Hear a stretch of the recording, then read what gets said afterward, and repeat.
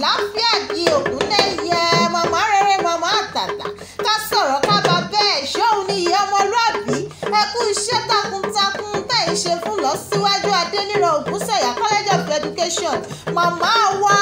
wọ́n lóore mo ní ẹni ẹṣẹ́ lóore tí ó dúpẹ́ ó dàbí ìgárá ọlọ́ṣà kọ́ni lẹ́rù lọ ni mo ní ẹ ti ṣọdún èyí náà kò ní jáṣe mọ́ lọ́lá Elédùà the provost of the college màmá wa ọlọ́jọ́ bí òní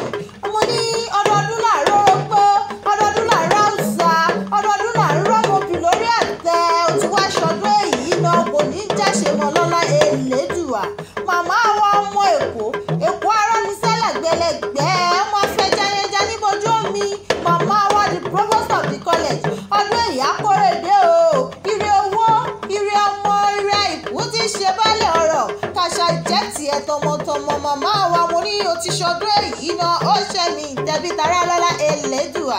Basirat Adékúnlé àfẹ̀dẹ̀gbà rà lèmi jẹ́ mi ò kúkú rọra gbin níṣẹ́ ṣé bí màmá wa Ọlánìkẹ́ aya Adékọ̀yà HOD Yorùbá department àti gbogbo olùkọ́ ẹ̀ka èdè Yorùbá pátá ló ní kí n kí ọ fáyẹyẹ ọjọ́ òní màmá happy